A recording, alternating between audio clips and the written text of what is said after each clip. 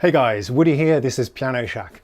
I've been bragging for some time about my homemade Nord Electro accessory, and I feel it's time to deliver on the hype. It's up in the loft, that's the attic for my US friends. So today the plan is we're going to go up in the loft, locate it, retrieve it, bring it down. I'll show you what it is and we'll talk through it. And then we need to establish if it still works, because it's been at least 10 years since I've used this thing and I have no idea what state it's in. So, without further ado, let's get started. You guys come with me, let's go up in the loft. Woody Piano Shack.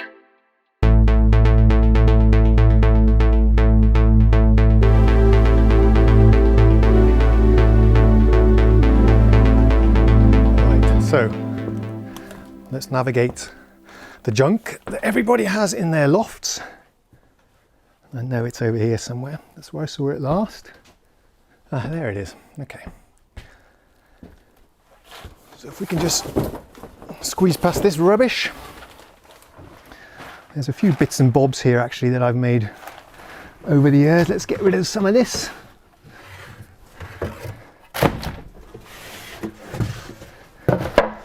So yeah, here it is actually. This is not the device itself. This is a flight case I made for it. At one time I had plans to actually do gigs with this thing. So as you can see, yeah, it's pretty large, isn't it? Let's open the lid so you guys can actually see what it is we have here. You probably can't see anything, it's far too dark. Let's take out some of this crap. So maybe you can just about make it out. It's very dark. I suggest we pull it down outside into the garden and take a good look. But what you're looking at there, guys, is a extra manual, a lower keyboard and custom made Hammond organ cabinet. All right, you see that there? Okay, let's drag it. Oh God, this doesn't inspire me with confidence. A circuit board rattling around inside there. Oh well, never mind. Okay guys, let's bring it down and check it out.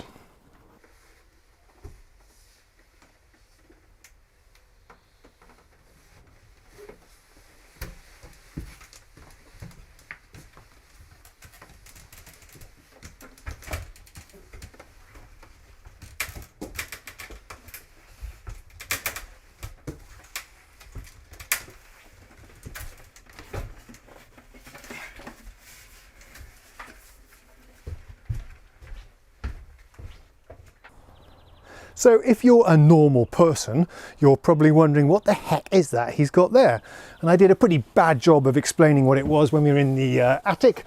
I was kind of surprised to see my old friend and I didn't know what to call it exactly, and I'm still not quite sure. This is a case, a cabinet for my Nord Electro. You slide it into the top here, we'll show you that in a minute.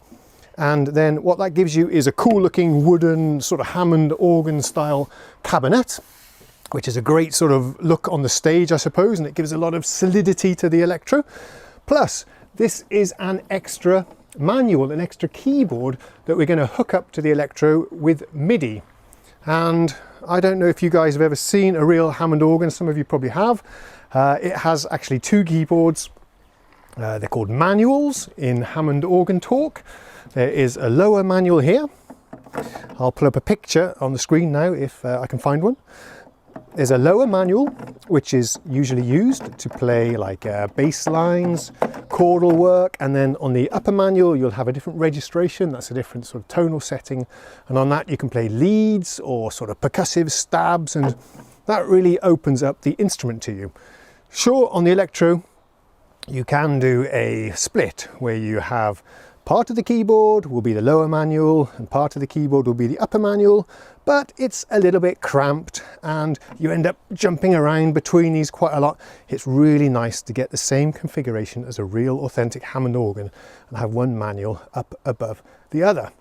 So this is what I've built to accomplish that task. And I think, if I remember rightly, this has been through a few iterations as well. There's a slot here I cut out. At one time I actually had two keyboards installed here, and an electro rack was sitting there, if I recall correctly. But what we're going to do today is see if we can get the Electro 2 to sit inside there. And there was a circuit board somewhere. What did I do with that? Looking around for the circuit board. Okay, let's go and get that. Just a second. Yes, you see, the keyboard here needs to plug into the motherboard.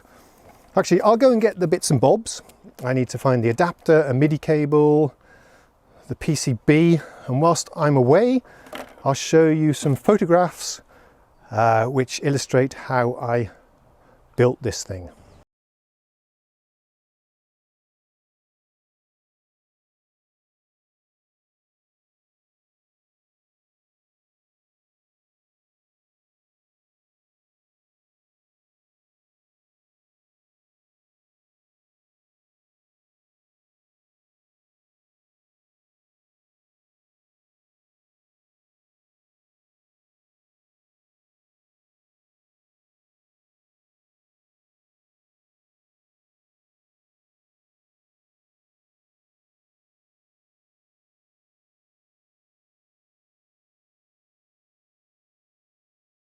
So let me give you a tour of this thing then.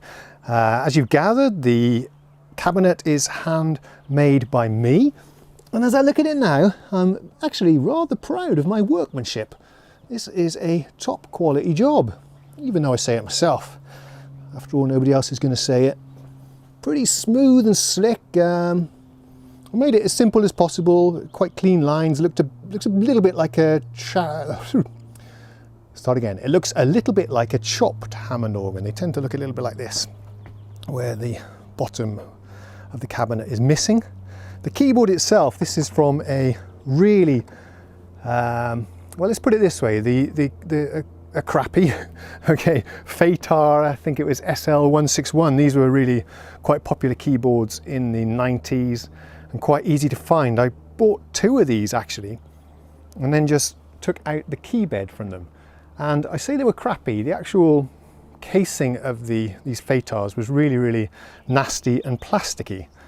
But once you took out the key bed and installed it into the cabinet, and this is actually screwed down. Oh, there's a nice job that I did with the lip. It's actually screwed down directly to the wooden base. Once you've done that, it's a really, really nice, solid feeling keyboard. Really good feeling there. And this is a velocity sensitive, pressure sensitive keyboard as well. The notch you see here in the middle, that is to allow room for the controls on the Nord Electro. And then we have the circuit board. This is also salvaged from the Fetar 161 keyboard. And here's the adapter. I think this is the right one. But the worrying thing is, I know at one time I had 2 of these keyboards, 2 of these PCBs. One of the PCBs was unreliable and wouldn't boot up, and now I can only find 1 keyboard, 1 PCB. I have no idea if it works. So I'm going to put the camera back on the tripod. We'll hook this up and see if any brown smoke comes out of the circuitry. Okay, just a second. Right, so let's take this one that's plugged in. I didn't show you actually when we walked around the cabinet, but there are some holes cut into the bottom, some quite big holes of sort of that diameter, and through that you can pass the power cords and audio cables and whatnot. Let's see how this goes in here. I suppose if this works, we'll get some red LED action, and we're getting no LED action at all.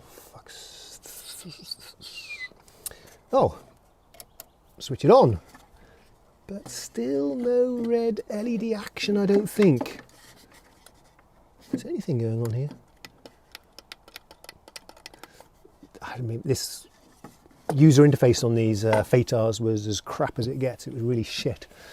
You couldn't see anything. I think it was just some LEDs that lit up in sort of random patterns. This didn't look especially successful, unless it's just that I can't see what I'm doing in the sunshine. Something, is it shining or not? Difficult to say.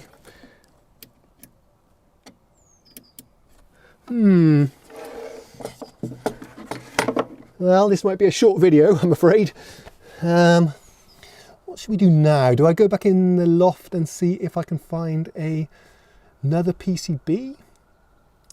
I think I'll take it indoors so I can clearly see if the LED is working. Just a sec, guys, I'll be right back.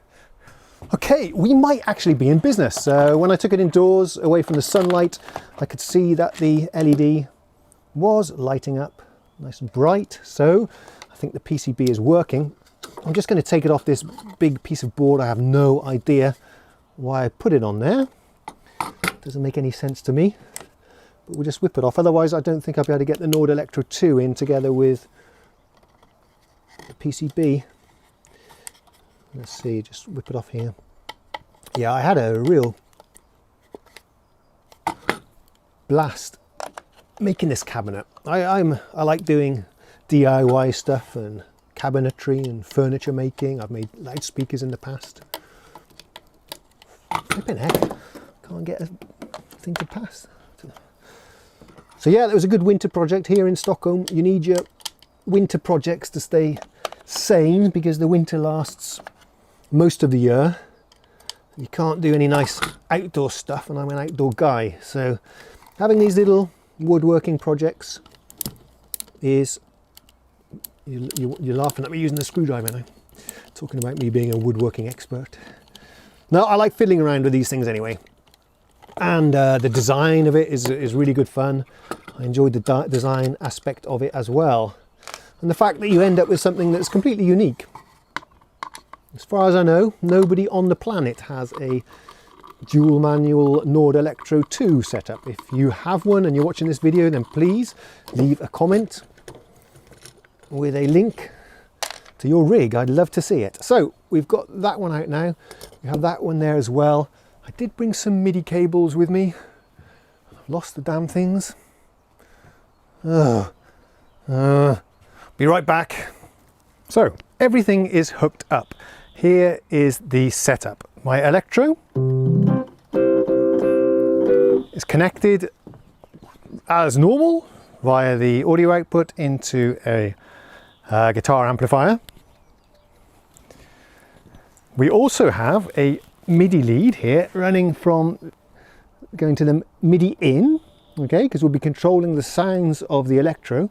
The MIDI cable is going to the output. This is the, there we go, the MIDI out there of the lower manual PCB there. I've hooked up these ribbon cables to the motherboard there, but they're not keyed, so it's possible to insert them in any position you want. So we'll have to just try and establish which is the correct one. We have power coming in here for the Electro, the guitar amplifier, and the lower manual. And let's switch this on and see what happens. It's not going to work the first time because I remember that it was really fiddly trying to get the MIDI channels right and all this, but let's have a go. There we go. Is that powered on? I also established that the reason this wasn't glowing red the last time was because my extension cable was broken. There was no power coming in at all. Right, so of course this is working, but the question is this one working? It works!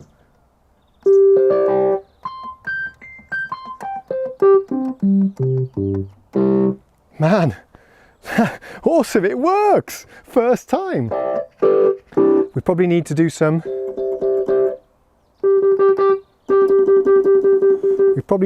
some configuration of the Electro so that it listens on the correct MIDI channel when we're using it to play organ. But right now it's just mirroring what we have on the Electro, and this is a much more sensitive keyboard. I can feel that right away. Than here. They're playing the same sounds, but this is a lot jumpier. But it doesn't matter because when we're playing organ, it's not even velocity sensitive, so it doesn't actually matter what the response is of this one.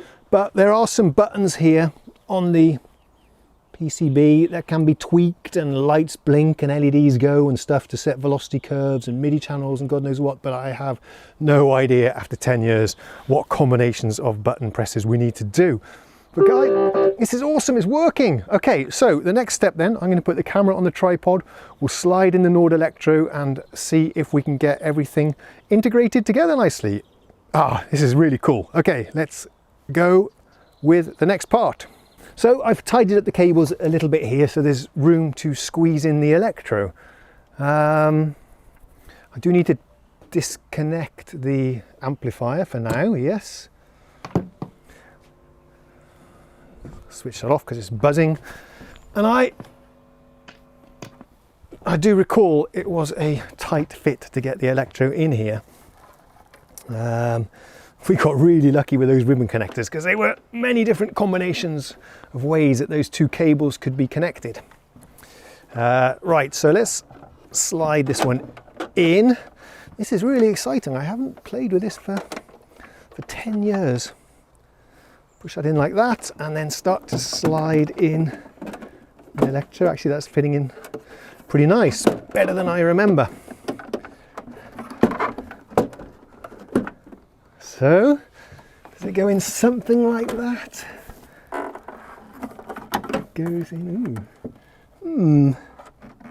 That's not actually, I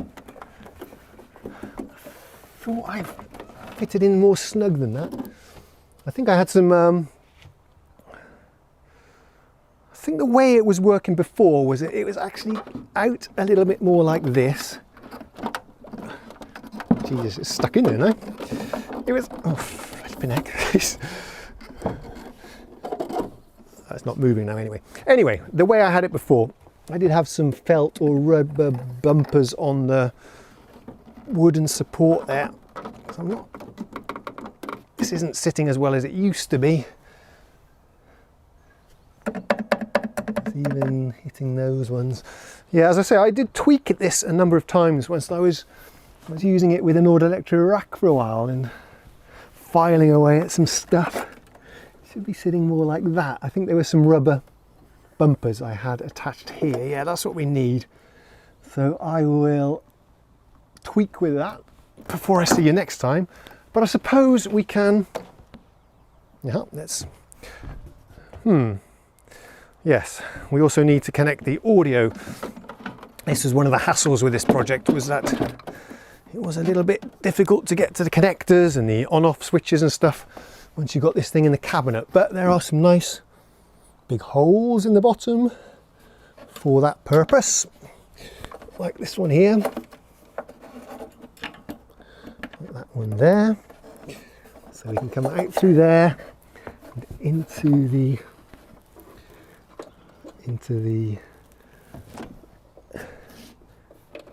output. I'm not hearing anything.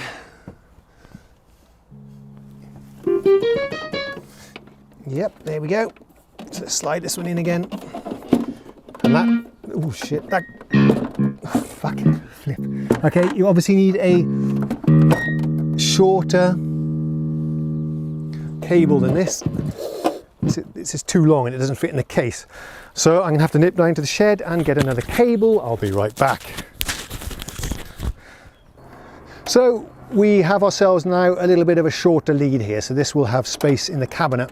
I remember I designed this thing to be as compact as possible. I wanted to get the two manuals for the full Hammond organ feel, but I wanted to keep the case as small as possible so that I could easily transport it. And this was the minimum size I could get away with. So let's put that one in there now.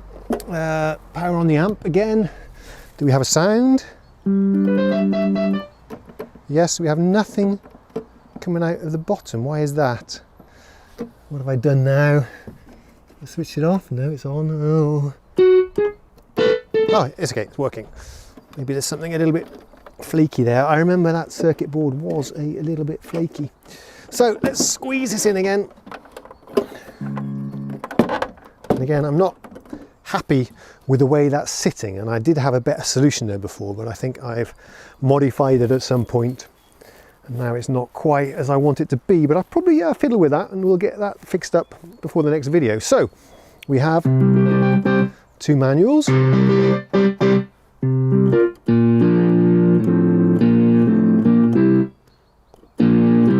Why is it so distorted? Okay.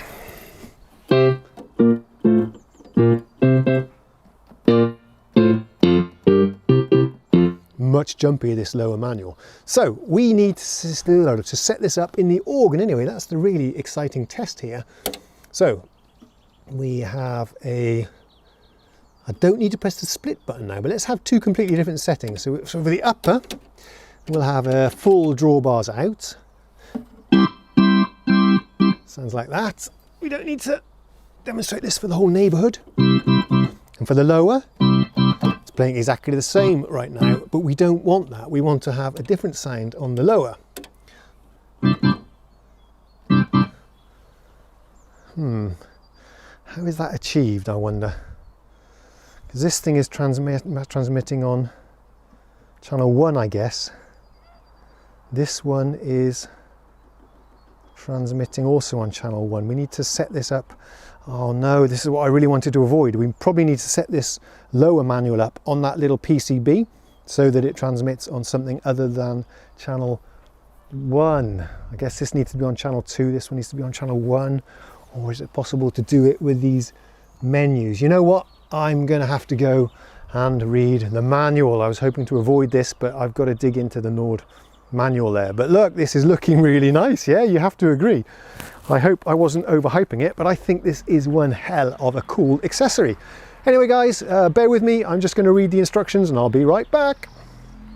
So my friends, we have nailed it. This thing is working. Yes, I figured it out. You have to press Shift and MIDI channel, and I set it to 2. That's the MIDI channel that the Nord keyboard receives and transmits on. And then there's a setting next to it, lower channel, which I set to 1. So now what we have is one sound down here.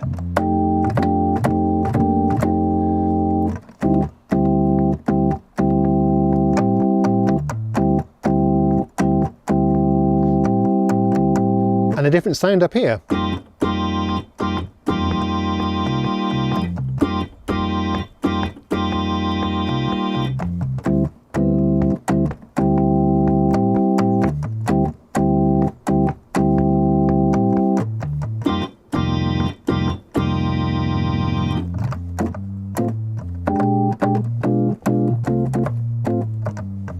So that, I would say, is mission accomplished, and we'll end that video today because this was going on for long enough. I think what we'll do, I think, is take this one inside. I'll try and remember how to use both of these manuals correctly, because I promise you it's been 10 years since I've played any organ, and actually many years since I've played keyboards, really. I've picked up this hobby quite recently after many years of break. So I'll practice for a few days. We'll do another video where I'll do a thorough review of the organ emulation on this instrument, and we'll use this double manual system to do the demonstration. And perhaps I'll also explain a little bit about the controls on a Hammond organ if any of you are interested about that.